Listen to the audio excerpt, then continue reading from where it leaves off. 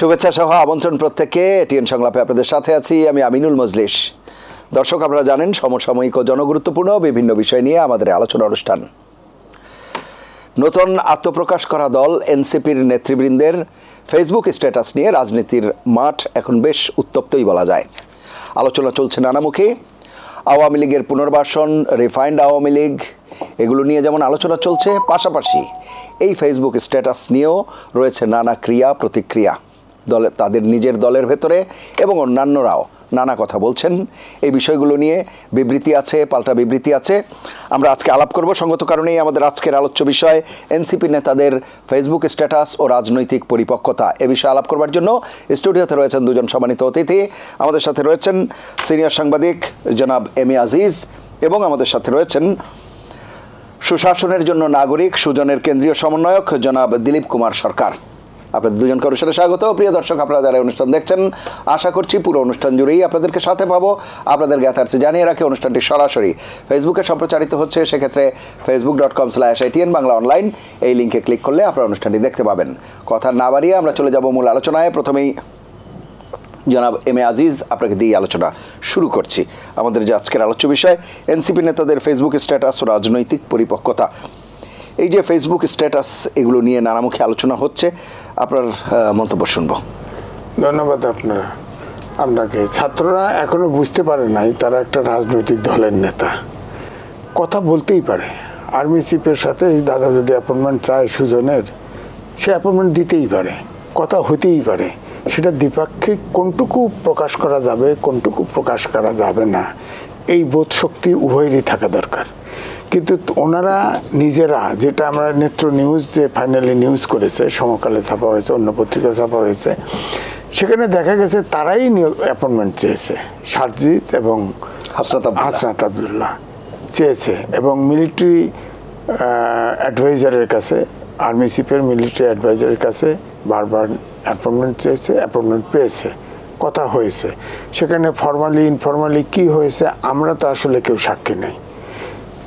এইটা ফেসবুকের স্ট্যাটাস দেওয়া, তিনি কিন্তু একটা দলের নেতা এখন, ফেসবুকের স্ট্যাটাস দেওয়া, এই জন্য এটা একটা বালখিল্যতা না? অর্থাৎ আমার গ্রাম ভাষায় বলে যে এখনো আক্কেল দাঁত গজায় নেই। আক্কেল দাঁত না গজালে গ্রামে প্রচলিত কথা আছে, পরিপূর্ণ বুদ্ধি হয় না। তো তারা ফেসবুকে, এবং তারপরেও দেখেন এরপরে দেখে আসার পরে এই দুইজন সহ আরও দুইজন, তারা চারজন চার রকমের কাউন্টার করতেছে একে অপরের বক্তব্যকে। অর্থাৎ তারা যে পার্টির ভিতরে সিদ্ধান্ত নিয়ে এই আর্মি চিফের সাথে দেখা করতে যায় নাই, এটা প্রমাণিত। অর্থাৎ তাদের ভিতরে কোঅর্ডিনেশন অভাব, যার পার্টির ভিতরে কথা বলে ফেসবুক স্ট্যাটাসও দেওয়া হয় নাই। তো এই জন্যে আমি বলছি। তারপরে আর্মি চিফ এই প্রশ্ন উঠছে যে নেত্র নিউজকে বললো আইএসপি রেখে দিল না কেন? আমি তো আর্মি সম্পর্কে জানি, আর্মির সদর দপ্তর হচ্ছে সর্বোচ্চ। এখন আর্মির সর্বদপ্তরের কোনো মুখপাত্র যদি কথা বলে, নাম কোট করে নাই বটে, কিন্তু নেত্র নিউজ তো আমাদের বাংলাদেশ সম্পর্কে, আরও এই যে ধরেন আয়নাঘর সম্পর্কে তারা প্রথম দিচ্ছে, ওটা তো ফাইনালি প্রমাণিত হয়েছে। তো অনেক পত্রিকা অনেক সোর্স ডিসক্লোজ নাও করতে পারে, তাই না? কিন্তু ঘটনা ঘটেছে আর্মি চিফের সাথে, আর্মি একটা প্রতিষ্ঠান, তার চিফের সাথে দুজন, এখন বলবো ছাত্র নয়, দুজন রাজনৈতিক নেতা কথা বলেছে। সেটা নিয়ে এই হিউ অ্যান্ড ক্রাই হবে কেন? যদি ধরেন এই যে রিফাইন্ড আওয়ামী লীগকে নিয়ে কমিটি করা, ইলেকশনে তাদেরকে আনা যায় কিনা, এ প্রসঙ্গে অনানুষ্ঠানিকভাবে আলোচনা হতেও পারে, আমি তা বলছি না।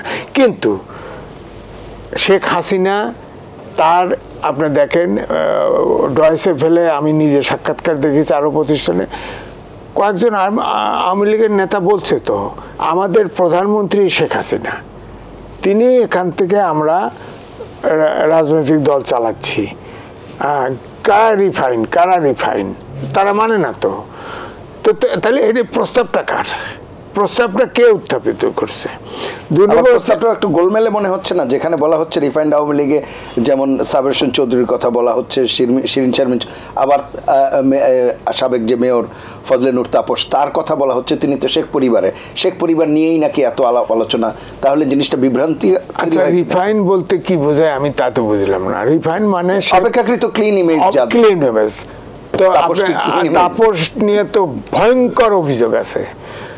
আর সাবের হোসেনকে তো এই সরকারের আমলে 6টা মার্ডার কেসের আসামি রিমান্ডে ছিল, তাকে এক হিয়ারিংয়ে লোয়ার কোর্ট জামিন দিয়ে দিছে। কি পৃথিবীর ইতিহাসে যারা আছে? তো এটা ক্লিন ইমেজ হয় কেমন? তারপরে আপনার তাজউদ্দিনের ছেলে, সে তো বিডিআর হত্যাকাণ্ডের সময় সেও তো প্রতিমন্ত্রী ছিল, সোহেল তাজ, যদিও সে বলার চেষ্টা করছে ওয়ান সাইডেড, তার বক্তব্য শুনেছি, অপরপক্ষের বক্তব্য তো শুনি নাই। সে তো বলছে আমি প্রধানমন্ত্রীর সাথে কথা বলছি, স্বরাষ্ট্রমন্ত্রীর সাথে, তখন সারা খাতুনের সাথে কথা বলছি, দিস অ্যান্ড দ্যাট, মানে নাই, অমক নাই, তমক নাই, এক পক্ষীয় শুনছি, কিন্তু তিনি তো সরকারে ছিলেন। রাইট। আমরা যদি মইনু আহমেদ সম্পর্কে কথা বলতে পারি, উনি স্বরাষ্ট্র প্রতিমন্ত্রী ছিল, ওনার সম্পর্কে বলতে পারি না? সুতরাং রিফাইন এখানে তো আমি দেখি যে একজন শারমিন ছাড়া, আপাতত আমাদের চোখে যে রিফাইন বলতে যা বোঝায়, আর 3জন নিয়ে তখন আমার কোশ্চেন আছে তো। সুতরাং তারপরেও কথা হচ্ছে যে আওয়ামী লীগের নেত্রী শেখ হাসিনা, তার বাইরে তো ধরেন বিবিসি নিউজ করছে 100 নেতা ভারতে পলাইছে, হ্যাঁ, তারপরে সারা পৃথিবীতে 1000 খানেক নেতা পালিয়ে গেছে, তারা আছে, তারা তো তাদের স্ট্যান্ডে আছে, তাদের ভিতরে অনুশোচনাও নাই, কিছু নাই। তো সুতরাং রিফাইন যদি, হ্যাঁ, সাউথ আফ্রিকার মতো, ম্যান্ডেলার মতো যদি রিকনসিলিয়েশন করে, সেটা যদি রাজনৈতিক দল বা সরকার অ্যাগ্রি করে, তাহলে তো সম্ভব। এখন রিকনসিলিয়েশন কেমন করে করবেন? অনুশোচনা বোধ তো নাই। আপনি দেখেন ইলেকশনে ইন্দিরা গান্ধী একবার ফেল করলো, করে গলায়, তার অপরাধের কারণে গলায় ধুতি মিলে আপনার মাপ চাইছে না, তারপরে ইলেকশনে সে জিতে গেছে। আর আমাদের দেশে হয় কি, ভারতে রোড অ্যাক্সিডেন্টে, ট্রেন অ্যাক্সিডেন্টে লোক মারা গেছে, ভারতের মন্ত্রী, রেলমন্ত্রী দায় নিয়ে রিজাইন করছে। আর আমাদের এরশাদের সময় আমাদের রেলমন্ত্রীকে জিজ্ঞেস করা হয়েছিল যে আমাদের বাংলাদেশের রেল অ্যাক্সিডেন্ট হইলো, লোক মারা গেল, আপনি ভারতে তো এই হয়েছে, আপনি কী করেন? আমি কি রেল চালাইছি নাকি? তো এই যে রাজনৈতিক কালচার, এখান থেকে তো উঠতে হবে, তাই না? তো সুতরাং ছাত্ররা দেখেন, যতই বলেন ছাত্ররা আন্দোলন করেছে, অগ্রভাগে ছিল। আপনার 52 সাল থেকে সব আন্দোলনে ছাত্ররা অগ্রভাগে ছিল। কোনোবারেই কোনো ছাত্র কিন্তু সরকারের অংশীদার হয়নি। আবার কোনো আন্দোলনের যারা নেতৃত্ব দিয়েছে ছাত্ররা, এত কিন্তু বিতর্কিত হয়নি। এরা নিজেদেরকে নিজেরা বিতর্কিত করে ফেলছে, নানাভাবে বিতর্কিত করে ফেলছে। আপনি উদাহরণ দেই, এই ছাত্র সংগঠন আর আস্তে আস্তে ছোট হতে থাকবে, বড় হওয়ার সুযোগ কম। আমি আসবো আবার আপনার কাছে, আমি একটু শুনে আসি। জনাব দিলীপ কুমার সরকার, যে বিষয়টি আমরা আলাপ করছিলাম যে এনসিপি নেতাদের ফেসবুক স্ট্যাটাস ও রাজনৈতিক পরিপক্কতা, আপনি মূল্যায়ন শুনবো। আমি আজিজ ভাইয়ের বক্তব্যের সূত্র ধরেই বলি। আজিজ ভাই বলছিলেন যে এখন কিন্তু তারা ছাত্র না, এখন রাজনৈতিক নেতা হিসাবে সেখানে গিয়েছিলেন।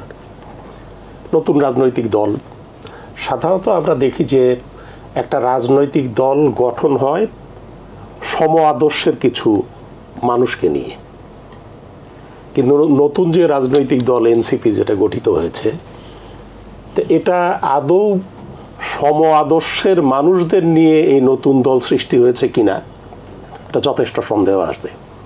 তাদের দেখেন কথাবার্তায় চিন্তার কোনো ঐক্য সেখানে দেখা যায় না, এক একজন এক একভাবে কথাবার্তা বলছে।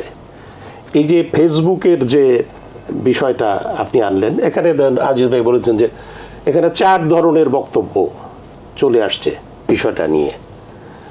আর অনভিজ্ঞতা তাদের আছে, এটা ঠিক, যে ছাত্রত্ব ছিল, ছাত্ররা একটা আন্দোলন করে এই কর্তৃত্ববাদী সরকারকে ফেলে দিয়ে নতুন করে রাজনৈতিক দল গঠন করেছে, সে কারণে দীর্ঘদিন রাজনীতি তারা করেনি, অনভিজ্ঞতা থাকতেই পারে। কিন্তু রাজনৈতিক দলের নেতা হিসাবে তাদের যে পরিপক্কতাটা থাকা দরকার, সেটা পরিপক্কতা আমরা দেখতে পাচ্ছি না। এই মানে তাদের মধ্যে পরিপক্কতা থাকবে না কেন? তারা এত বড় একটা আন্দোলন করেছে, এটি যেমন একটি বিষয়, আন্দোলনের নেতৃত্ব দিয়েছে, তাদের মধ্যে থেকে সরকারের ছিল এবং এখনো 2জন প্রতিনিধি আছে, এবং তাদের যে ধরনের গবেষণা বা তাদের যে ধরনের পড়াশোনা, যে ধরনের কথাবার্তা, সবকিছু মিলিয়ে পরিপক্কতার অভাব থাকবার কি কারণ আছে আসলে? না, এটা তো আপনি অতীতের ঐতিহাসিক ঘটনাগুলো দেখেন না। আপনি 52 ভাষা আন্দোলন বলেন, 62 শিক্ষা আন্দোলন তো পুরা ছাত্রদেরই ছিল, এই এমনকি 66 6 দফা, 69 মৌলানা ভাসানী সামনে ছিলেন, কিন্তু মূল শক্তিটাতে ছিল ছাত্ররা, এবং ছাত্ররা সবসময় ইনভলভ ছিল, যেটা আজিজ ভাই যেটা দিয়ে শেষ করলেন। কিন্তু কখনো তারা ক্ষমতা প্রত্যাশী হয়ে ক্ষমতায় যাব এটা তারা ভাবে নাই। তা সে কারণে যে তারা আন্দোলন করে এই দীর্ঘদিন থেকে যে আন্দোলনটা দানা বাঁধছিল, বিভিন্নভাবে তিল তিল করে মানুষের যে ক্ষোভ জমা হচ্ছে, পুঞ্জীভূত ক্ষোভ, সেই পুঞ্জীভূত ক্ষোভের বহিঃপ্রকাশের প্রেক্ষিতেই তো তারা সফল হয়েছে। তারা সামনে ছিল, সাহসী ছিল, তারা এটা সফল হয়েছে। তো ফলে এখন যে তারা করছে যে তারা ক্ষমতা প্রত্যাশী হয়ে রাজনৈতিক দল করেছে, রাজনৈতিক দলের নেতা হিসাবে যে পরিপক্কতা থাকা দরকার ছিল সেটা তাদের কথাবার্তায় সেটা মিলছে না। ইম্যাচিউরড কথাবার্তা তাদের মনে হচ্ছে, কোন কথা প্রকাশ করা যাবে, কোনটা প্রকাশ করা যাবে না। তারপরে সেনাপ্রধানের সাথে কি আলোচনা হয়েছে, আজিজ ভাই বললেন যে তারাই গিয়েছে, তারাই আলোচনা হতে পারে, ওখানে আলাপ আলোচনা হয়েছে। এবং এখানে যদি ভূ রাজনীতির বিষয়টাতেও মাথায় রাখতে হবে, এসব বিষয় নিয়ে যদি আলোচনাও হয়, ভূ রাজনীতির প্রেক্ষাপট নিয়ে তো ডক্টর ইউনূসও কথাবার্তা বলেছেন। তিনিও বলেছেন যে আমাদের এরকম কোনো পরিকল্পনা নেই আওয়ামী লীগকে নিষিদ্ধ করার। ফলে সেনাপ্রধানও যদি প্রসঙ্গক্রমে আলোচনাক্রমে বলে থাকেন যে একটা ইনক্লুসিভ ইলেকশন হতে হবে, সবাইকে সাথে নিয়ে, সবাই এটা বলে। এখন তো সবচেয়ে বড় দল বিএনপি, যারা আমরা মনে করি যে ক্ষমতায় যারা যাওয়ার দাবিদার, বা তারা মনে করছে তারা ক্ষমতায় যেতে পারবে, এবং মানুষও সেরকম মনে করে, তারাও তো একই কথা বলছে যে এটা এখন। আর তাছাড়া এখন পর্যন্ত আপনার আইনগতভাবে তো আওয়ামী লীগকে নিষিদ্ধ করা হয় নাই, এখন পর্যন্ত আইনগতভাবে একটা বৈধ দল হিসাবে তারা আছে। আবার এই আলোচনার ক্ষেত্রে যদি ওদের বক্তব্যে কি এরকম, আওয়ামী লীগের বক্তব্যে কি এরকম কোনো পরিকল্পনা প্রকাশ পেয়েছে যে তারা নামতে চাচ্ছে, তারপরে তারা যে পরিশুদ্ধ হয়ে আসবে এরকম কোনো ঘোষণা তাদের দিক থেকে এসেছে যে আমরা নতুন করে শুরু করতে চাই, অতীতের ভুল ভ্রান্তি আমরা বাদ দিয়ে আমরা নতুন রাজনীতি শুরু করব, যাতে করে ওই ভুলগুলো আর না হয়, এরকম কোনো ঘোষণা দিয়েছে? তাও তো দেয় নেই। হঠাৎ করে সেক্ষেত্রে এটা তো অনেক ধরনের কথাবার্তা ইয়াতে আছে। এখন তো শুধু এটাই চলছে না, আর এক ধরনের আলোচনাও তো চলছে যে এই সরকার, যে মানুষের মধ্যে তো এটা আকাঙ্ক্ষা ছিল যে এই গণ অভ্যুত্থানের পর আর যেন কর্তৃত্ববাদী শাসন বা ফেসিবাদী শাসন না আসে, মানুষ যেন ভোটাধিকার ফিরে পায়, গণতান্ত্রিক একটা পরিবেশ যাতে সৃষ্টি হয়, রাষ্ট্রে যাতে সুশাসন প্রতিষ্ঠা হয়। এটা এই আকাঙ্ক্ষার সাথে তাল মিলাতে গিয়েই আপনার অন্তর্বর্তী সরকার 11টি সংস্কার কমিশন গঠন করেছে। 11টি সংস্কার কমিশনের মধ্যে গোটা 7 কমিশন তাদের প্রতিবেদন দিয়েছে। 5টি কমিশনের সুপারিশগুলো রাজনৈতিক দলের কাছে মতামতের জন্য পাঠিয়েছে এবং তারা মতামত দিচ্ছে, আলোচনাও শুরু হয়ে গিয়েছে। এবং এখানে আলোচনার দেখবেন মোটা দাগে 2 রকম প্রসঙ্গ। একদিকে বলা হচ্ছে যে ন্যূনতম সংস্কার, আর একদিকে বলা হচ্ছে টোটাল সংস্কার। মানে এই বিষয়টা কি? বিষয়টা হলো, এই প্রসঙ্গটা এই জন্যই আসছে যে বর্তমান অন্তর্বর্তীকালীন সরকার এই সংবিধানের আওতায় রাষ্ট্রপতির কাছে তারা শপথ গ্রহণ করেছে। সংবিধানকে যদি আপনি সমুন্নত রাখেন তবে সংবিধান সংশোধনের কোনো এখতিয়ার এই সরকারের নেই, সেটা পরবর্তী পার্লামেন্ট এসে করবে। সে কারণে সংস্কার ইস্যুতে সংবিধানের সংস্কার যে বিষয়গুলো আসছে, এটা স্বাভাবিকভাবেই এটা প্রশ্নটা আসে যে পরবর্তীতে পার্লামেন্ট যখন আসবে তারা করবে। কিন্তু আর যেগুলো এটা কোনো আইন করতে পারে রাষ্ট্রপতির অধ্যাদেশ বলে, যদি তার সংবিধানের সাথে সাংঘর্ষিক না হয়, তো সেইটুকু এটা করতে পারে। তা আমরা তো সেদিক থেকে আমাদেরও এরকম আকাঙ্ক্ষা ছিল যে জাতীয় ঐক্যমত্য কমিশন রাজনৈতিক দলগুলোকে নিয়ে বসে তারা সংস্কারের ইস্যুগুলো চিহ্নিত করে তারপরে এটাকে 2 ভাগ করে ফেলবে, কোনটা এই সরকারের এখতিয়ার আছে, কোনটা পরবর্তীতে পার্লামেন্ট করবে। তারপরে তারা এই যে পরবর্তী সরকার যেটা করবে সেটাকে তারা একটা জাতীয় সনদের আওতায় আনবে, রাজনৈতিক সংলাপ আয়োজন করে সব রাজনৈতিক দলকে একত্রিত করে যে সব ব্যাপারে তারা ঐক্যমত্যে আসবে, সেখানে তারা এই স্বাক্ষর করবে, মানে তাদেরকে একটা অঙ্গীকারের মধ্যে আনবে এবং তারপর তাদের এখতিয়ারভুক্ত সংস্কারগুলো তারা করবে, করে একটা নির্বাচন দিবে, তারপরে এই জয়ীদেরকে তারা দিবে, ক্ষমতা হস্তান্তর করবে, পরবর্তীতে পার্লামেন্টের সাথে সেই প্রক্রিয়া অব্যাহত আছে এখনো। এটা এক ধরনের আলোচনা আছে এবং আমাদের আমরা 20 তারিখে একটা রাউন্ড টেবিল করেছি, আমরা এইভাবে প্রস্তাবটা আমরা তুলেছি। এবং আরেকটা পক্ষও তো আছে, আমি শুনবো আরেকটা পক্ষের কথা আপনার কাছে শুনবো, আমি একটু শুনে আসি। জনাব এম এ আজিজ, আরেকটি বিষয়ে, মানে এই যে ফেসবুক স্ট্যাটাস নিয়ে যেহেতু আমরা আলাপ করছি, যখন এই যে রিফাইন্ড আওয়ামী লীগ বা আওয়ামী লীগ পুনর্বাসনের কথা আসছে, তখন বিএনপির প্রতি এক ধরনের তির্যক মন্তব্য আসছে এবং এই যে এনসিপির নেতাদের ফেসবুক স্ট্যাটাস নিয়ে তো আমরা আলাপ করছি। এখানে একজন, আমি নাম ধরেই বলি, নাসিরউদ্দিন পাটোয়ারি, ওনার যে একটি স্ট্যাটাস, সেখানে উনি বিএনপির প্রতিষ্ঠাতা প্রয়াত রাষ্ট্রপতি জিয়াউর রহমান সম্পর্কে এবং সেই দল সম্পর্কে কেন জিয়াউর রহমান জামায়াতকে পুনর্বাসন করেছেন বলা হচ্ছে, সেই সব বিষয় নিয়েও কথা বলেছেন, যেগুলো আসলে নানা বিতর্ক তৈরি করেছে। আপনার কাছে কি মনে হয় বিষয়গুলো? দেখেন, পাটোয়ারি সাহেবের কথা প্রথম দিকেই বলেছে বিএনপি লুটেরা সংগঠন, তাহলে কি তার এটা রাজনৈতিক নেতার ভাষা? বলেন, প্রথমেই তো বৈরী সম্পর্ক তৈরি করেছে। ধরেন, আমার কথা হচ্ছে, আমরা যেখানে আছি এখানে ধরেন জামাতের আর বিএনপির সাথে সম্পর্ক তাদের কি যাচ্ছে সেটা তারা বলার কথা। আমরা দৃশ্য মানে যা দেখি, আমি তো দেখি যে জামাতের সমালোচনা তো এই এনসিপির নেতারা করে না, সবসময় দেখি বিএনপি নিয়ে আসে, অন্য দল নিয়ে আসে, কিন্তু জামাতের সমালোচনা, বরঞ্চ জামাতের হেল্প নিচ্ছে। এই যে আমার থানায় যে এই এনসিপি সংগঠনটি করা হয়েছে, ওখানে সবগুলো ছেলে শিবিরের, ওদের লোক নাই, ওদের একটা ছাত্র আছে, সে বসে আছে চুপা, সে আবার ভাব ধরছে, সেও কিন্তু এই দিকের লোক, সেও হয়তো ধারণা করছে যে কোনোভাবে যদি বিএনপির নমিনেশনটা পাই। আবার দেখেন, আমি নামও বলে দিচ্ছি, জোনায়েদ সাকির নেতৃত্বে ওখানে কিছু বাম ঘরানার কিছু ছেলে আছে, তারা কিন্তু অলরেডি বিএনপি, জোনায়েদ সাকির মিডিয়া করতেছে বিএনপির সাথে, কতগুলো সিট দিলে তারা ওখানে যাবে, কারণ ওখানে সাবেক শিবিরের লোক বেশি।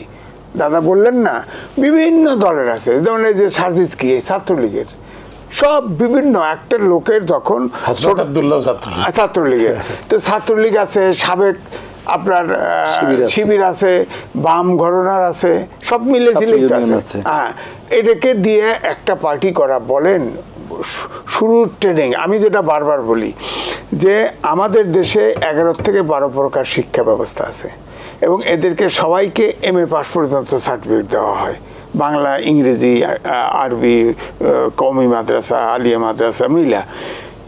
MA পাস পর্যন্ত একটা ছেলেকে যদি লেখাপড়া শেখান, এই 12টা চিন্তার জাতি তৈরি হচ্ছে, যার ফলে আমরা কোনো জাতীয় ইস্যুতে এক হতে পারি না। ঠিক ওই রকম যে ছেলেরা এখন রাজনীতি করছে, তাদের ভিতরে তারা কিন্তু সবাই MA পাস করতে চাচ্ছে অথবা করবে, তারা কিন্তু অলরেডি ভিতরগতভাবে শিক্ষায় একটা ওরিয়েন্টেশন তাদের হয়ে গেছে, তারা একসাথে দীর্ঘদিন পথ চলবে এটা বিশ্বাস করা কঠিন। দাদা যেটা বলছে, পার্টি একটা হয়েছে, আরও পার্টি 2-3টা হবে, বললাম এই ছাত্রদেরটা ভেঙে পার্টি আরও হবে, অর্থাৎ কিংস পার্টি বলেন আর যাই বলেন, পার্টি আরও হতে থাকবে। 2, আপনি এই জন্যে আমি বলছি, ধরেন আমার কিন্তু অন্য একটা পয়েন্ট আছে এখানে, আমি দেখেছি ওই যে আপনার ইয়েতে সংসদ ভবনের সামনে যেটা এই এনসিপি যে আত্মপ্রকাশ করলো, সেদিন আমি দেখছি শিশুর থেকে ইউনিভার্সিটির ছাত্ররা ছিল, শিশু মানে 18 বছর বয়সের। তা আপনি হাই স্কুলের ছাত্র, 9-10-এর ছাত্র থেকে ইউনিভার্সিটির মাস্টার্স পর্যন্ত ছাত্র এই পার্টির মধ্যে আছে, তার মানে হচ্ছে 7টা ইয়ার আছে কমপক্ষে। এই 7 বছরের সব ছেলে এখন সরকার চালাইতে চায়, পড়াশোনায় মন নাই।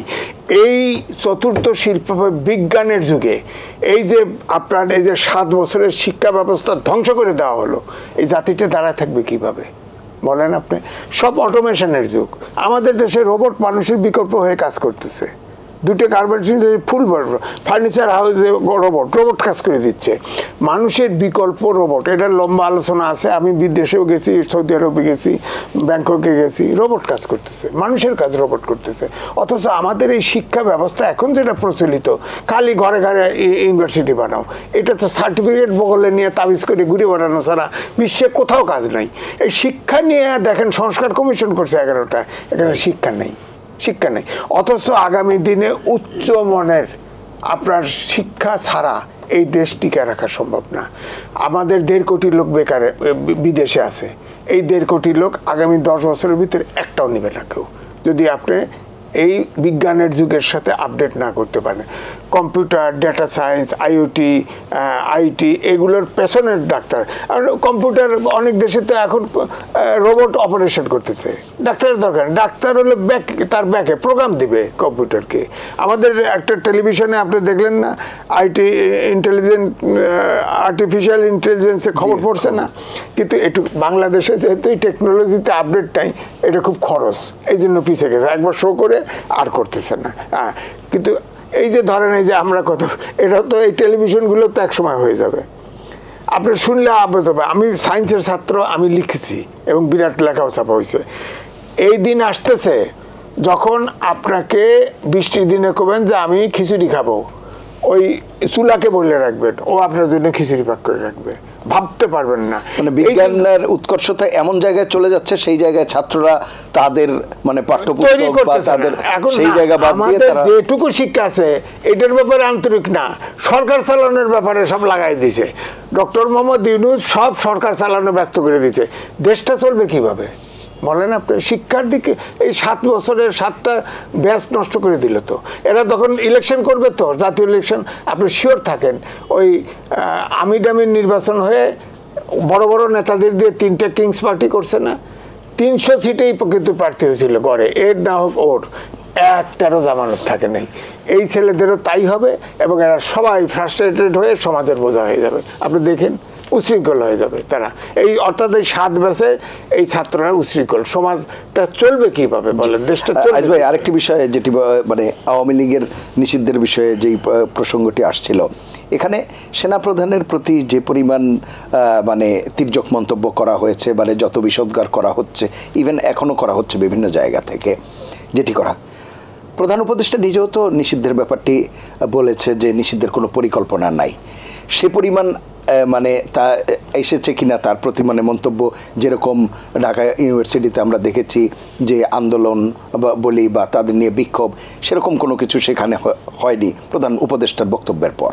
আবার আরেকটি বিষয় যদি আমরা বলি, নভেম্বরে এখানে কিন্তু আন্তর্জাতিক অপরাধের যে ধারা, সেখান থেকে কিন্তু দল হিসেবে অপরাধ এই সংগঠনকে কোনো বিচার করা যাবে না, এরকম একটি ধারা কিন্তু অলরেডি বাতিল করে দেওয়া হয়েছে। সুতরাং মেসেজ কিন্তু গত নভেম্বরেই পাওয়া গেছিল যে কোনো রাজনৈতিক দলের বিরুদ্ধে সেই অর্থে ব্যবস্থা নিতে যাচ্ছে না সরকার। এটি সরকারের এক ধরনের নীতিগত সিদ্ধান্ত। সেই জায়গায় তখনও কিন্তু রিয়াকশনটা আমরা সেরকম দেখিনি। হঠাৎ করে এখন রিয়াকশনটা এরকম হলো কেন, আপনার কাছে কি মনে হয়? এটার ব্যাখ্যা অনেকভাবে, এটা কল্পনা প্রসূত বলা যাবে কথা। আপনি বলেন তো দেখি, যখন একটা ইস্যু সামনে এসছে স্ট্যাটাস দিয়ে, যেটা নিয়ে কথাবার্তা শুরু হয়েছে, প্রধান উপদেষ্টাই বা কেন বলল যে আমাদের পরিকল্পনা নাই, আগুনে ঘি ঢেলে দিল কেন? না, উনি তো বলছে আগে, এই এটা হচ্ছে বোধহয় পরে। পরে উনি বলছে, পরে বলেই তো আগুন ঢেলে দিল, তখন তো পুরা জ্বলে গেল। তো উনি তো ওই হাসনাতের মতো ইমেচিউর রোল প্লে করলো। উনি তো এখন সরকারে আছে, এই জন্যই বলছি যে সরকার চালাতে পলিটিশিয়ান লাগে। ওইটা যদি সরকার যদি পলিটিশিয়ান হইতো ওই সময় ওই মুহূর্তে করতো না, সে আর্মি চিফকে ডাক দিত, আবার ডাক দিয়ে বলতো কি কথা হয়েছে পরিষ্কার করে বলেন, বলে যদি সেটা বলা যেত পাবলিকলি করতো, আর না হলে বুদ্ধি করে সেটাকে টেম করে দিত, ঠান্ডা করে দিত। কারণ আমরা তো আর্মি পলিটিক্সে ইনভলভ হোক এটা আমরা চাই না। সুতরাং এরা আর্মির কাছে গেল কেন, কোন উদ্দেশ্যে গেছে, সেটা তো আমরা তো যা যেগুলো মিডিয়াতে আসছে বা তারা বক্তব্য রাখতেছে তার বেসিসে কথা বলছি। ভিতরে গোপন ইনফরমালিটি অনেক হতে পারে, অনেক হতে পারে, তো আমরা তো জানি না। হয়তো এখানে কইতেই পারে আর বেশি যে ইনক্লুসিভ নির্বাচন সবাই বলতেছে, তাহলে একটা রিফাইন্ড গ্রুপ যদি পলিটিক্স করে অসুবিধা কি? তাদের হয়তো ইনফরমালি এটা তো দোষ বলেছে কিংবা বলেনি, নাও বলতে পারে, বলতে পারে। এখন আর্মি চিফের সমস্যাটা হয়ে গেছে, তখন আন্দোলনে আর্মি নামছিল, নামে তারা তো এক ধরনের হেল্পই করছে আর্মি, তাই না? নইলে তো আরো কিলিং হইতো। শেখ হাসিনার কথা যদি শুনতো তাহলে তো আরো কিলিং, হাজার হাজার কিলিং হইতো, সেটা তো করে নাই। আর্মির বিশেষ করে সিপাহি জুনিয়র অফিসাররা পুরোপুরি ক্লাব আগে মিটিং হয়েছে না, মিটিংয়ে রিটায়ার আর্মি অফিসার, তারপরে জুনিয়র আর্মি অফিসার সবাই এটার বিপক্ষে স্ট্যান্ড নিয়েছে না।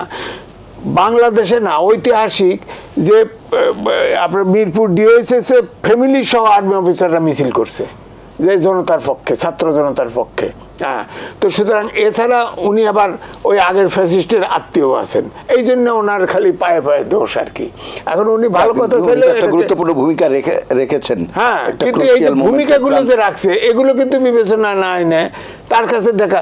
এখন ধরেন আমি ফখরুল ইসলাম আলমগীর দাদা সুজন, একটা অত্যন্ত নাম করা প্রতিষ্ঠান, উনি যদি অ্যাপয়েন্টমেন্ট চায় দিবে না? দিবে তো, কথা বলবে তো, কারণ ওনার সরকার ফর্ম করার সময় তো সব ওনার কাছে গেছেন। রাইট, দাদা বলছে তো, আমি তো ওই অনুষ্ঠানে ছিলাম। আপনি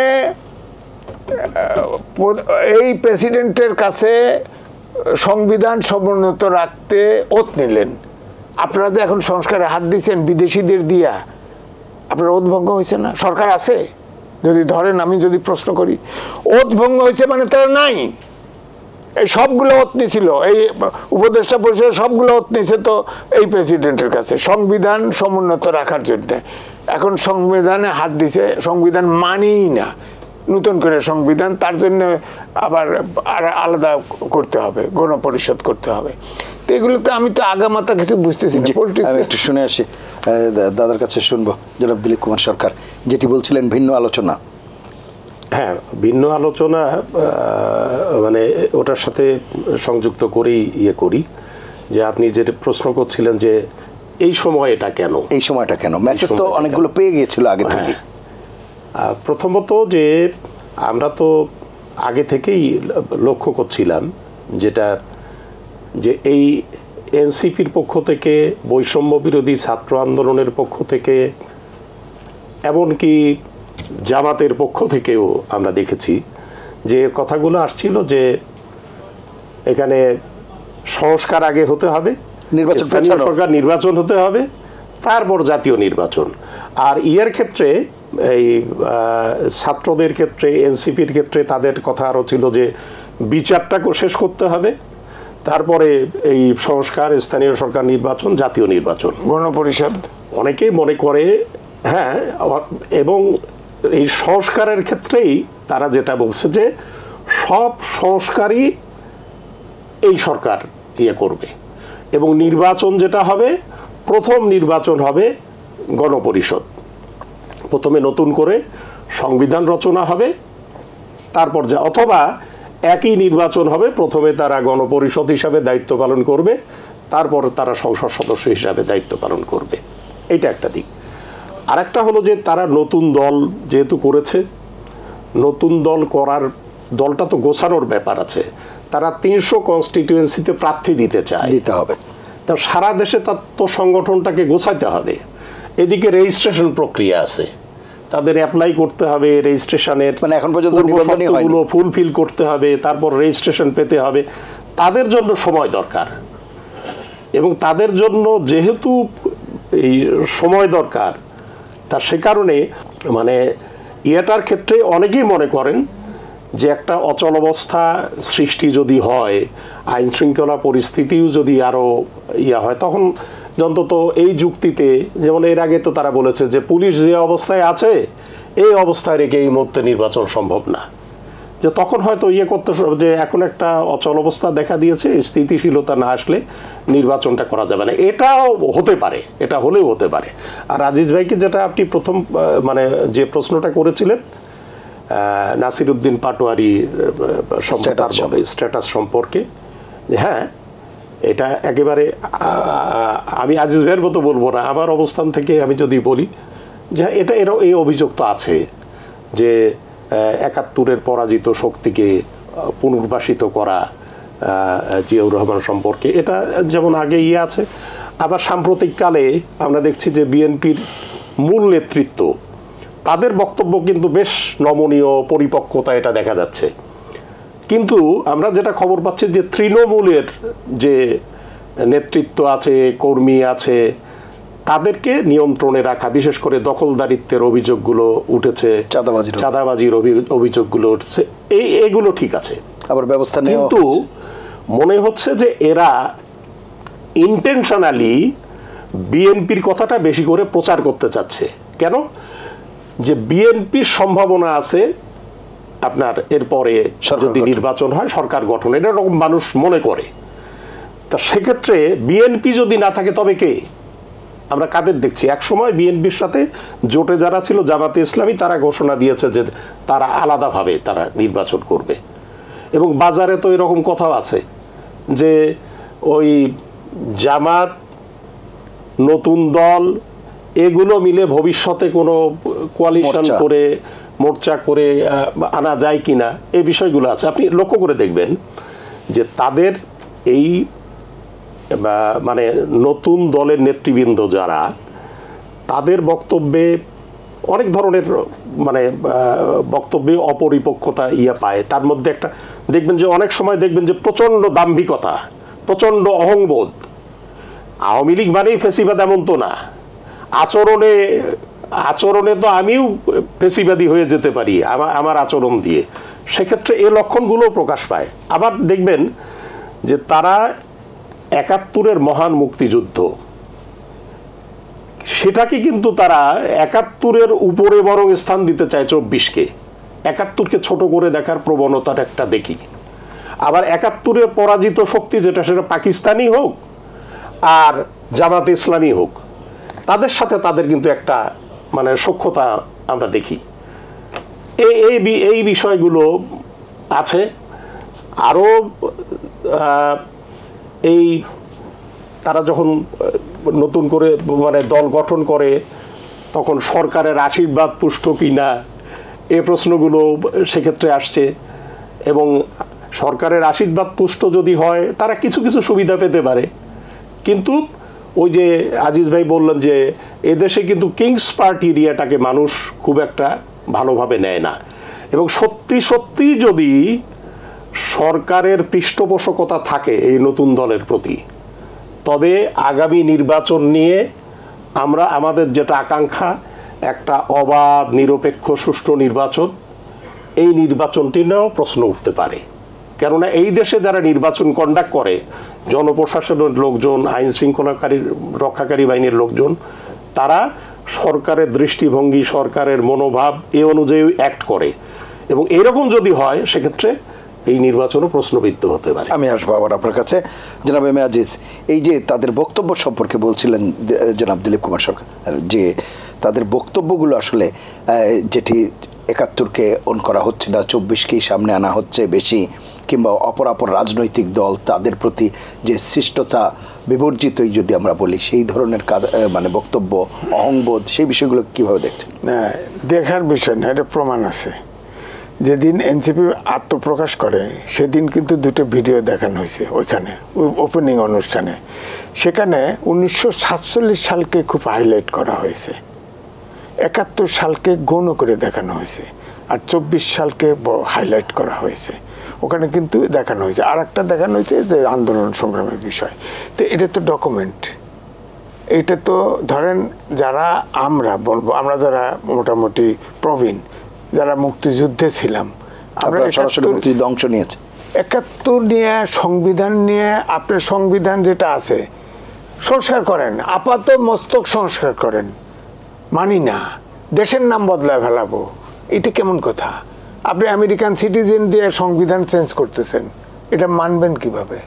আপনি দেখেন, দাদা ভালো জানে, আগে পাকিস্তানে এমএলএ ছিল, গণপরিষদ ছিল, আর একটা হলো এমপি, দুইটা মিলে গণপরিষদ করা হয়। এটাকেই গণপরিষদ দেখানো হয়, শেষ পর্যন্ত এটাই সংসদ হয়।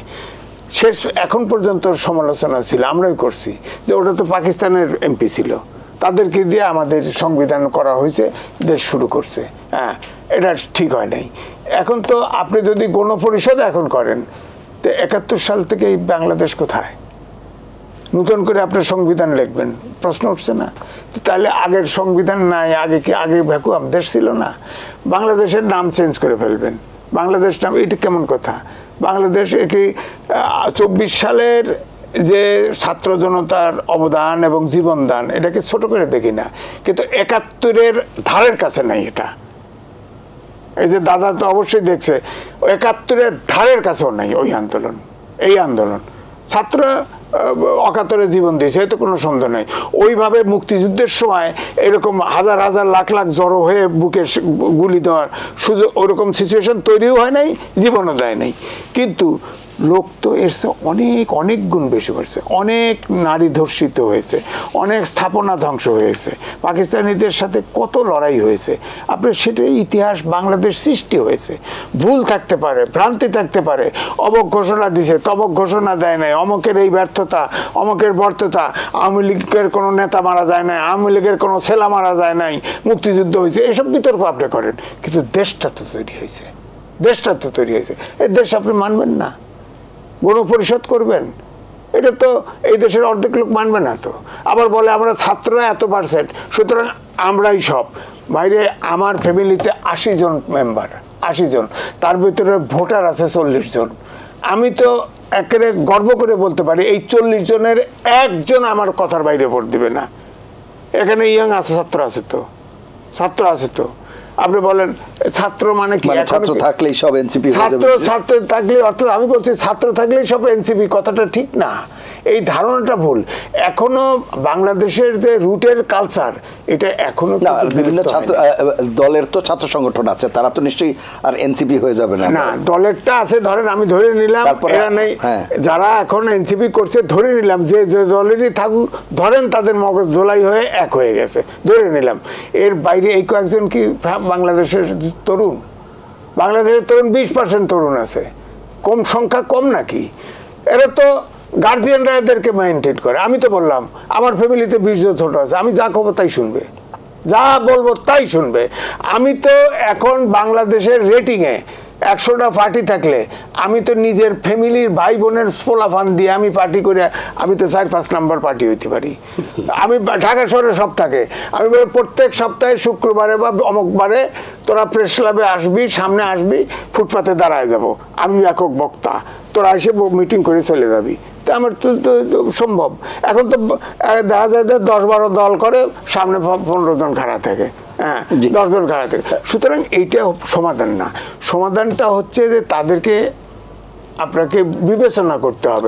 আরেকটি বিষয় আপনার সাথে আলোচনার সুবিধার্থে বলছি, একটি দল আসার পর এমনিতেই যখন তাদের বিরুদ্ধে যে তারা নিবন্ধনের আগে ইফতার পার্টি বলি কিংবা তাদের নেতৃবৃন্দ অনেকের আর্থিক দুর্নীতির অভিযোগ এবং বিভিন্ন নিয়োগ বাণিজ্য, টেন্ডার বাণিজ্য, নানা রকম তদবিরের ব্যাপার, এই বিষয়গুলো যখন সামনে আসছিল, তখন আবার নতুন করে এই যে সেনা প্রধানের যেই আলোচনাটি আনা হলো, এগুলো কি আবার সেই দলটাকে আসলে কোথায় নিয়ে যায়? বা এবং দলের মধ্যেও আজকেও দৈনিক প্রথম আলোতেও একটি রিপোর্ট এসেছে, যেখানে বলা হচ্ছে দলের ভেতরেও নানা রকম অস্বস্তি রয়েছে এই বিষয়গুলো নিয়ে। আপনার কাছে কি মনে হয়? নতুন আমরা তো আসলে প্রত্যাশা রাখতে চাই একটা নতুন দলের প্রতি। দলের ভিতরে না, ছাত্রদের যারা ওই সময় আন্দোলনে ছিল 2-1 তো যেভাবে ক্রিটিসাইজ করে, আমরা আর কি করি, টাকা পয়সার মালিক হয়ে গেছে, শত কোটি টাকার মালিক হয়েছে বলে, তো ওরাই বলে, আমরা শুনি, ওরাই বলে, হ্যাঁ অমুক হাউস থেকে অমুক। আপনি বলেন তো, একটা উদাহরণ দেন তো। এই 10টা অলিগার্ক বাংলাদেশে তৈরি হয়েছে, সরকারের পক্ষ থেকে বলা হয়েছে। এই ভুলক্রমে সালমান রহমান গ্রেপ্তার হয়েছে, একটা গ্রেপ্তার হয়েছে, বিদেশে আছে আর দেশে আছে, নর্মালি ঘুরে বেড়াচ্ছে, ব্যবসা করতেছে।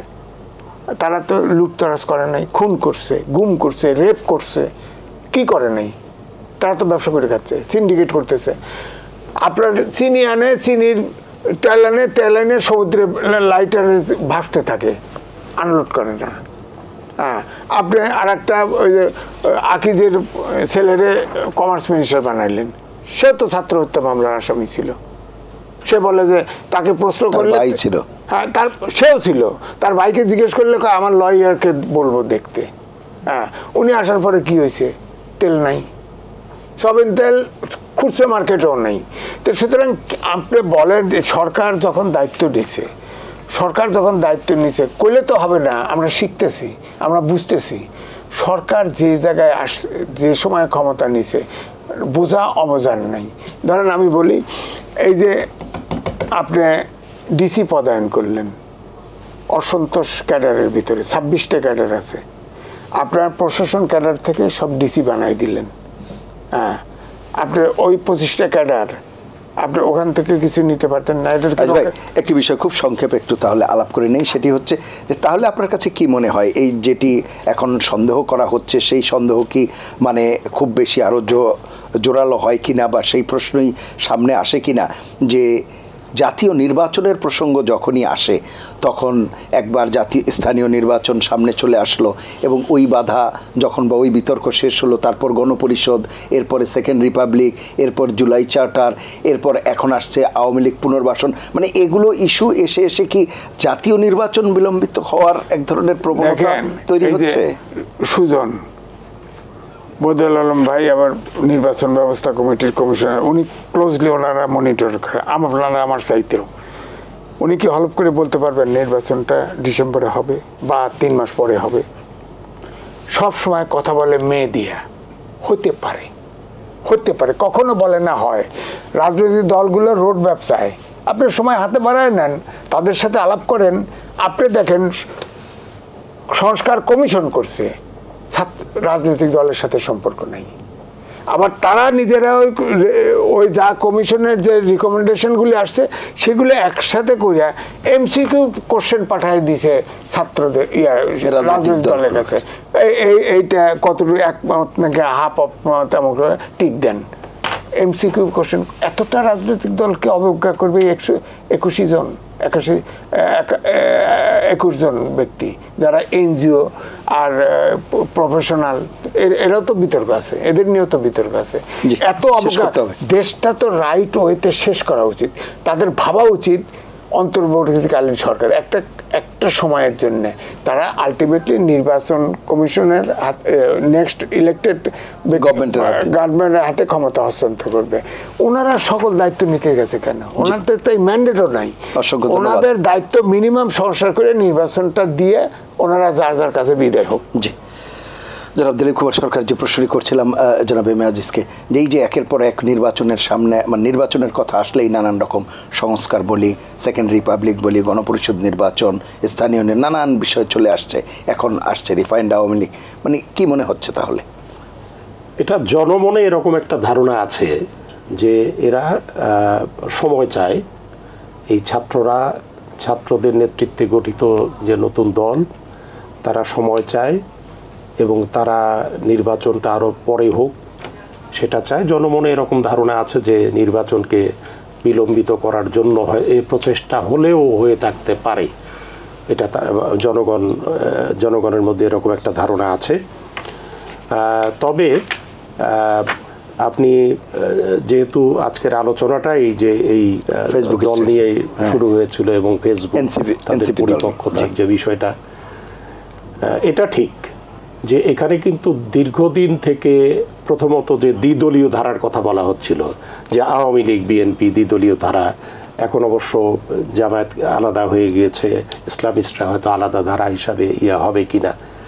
তো বামরা অনেক চেষ্টা করেও এখানে বিকল্প ধারা, এই দুই ধারার বাইরে এসে বিকল্প ধারা এখন পর্যন্ত তৈরি করতে পারেনি।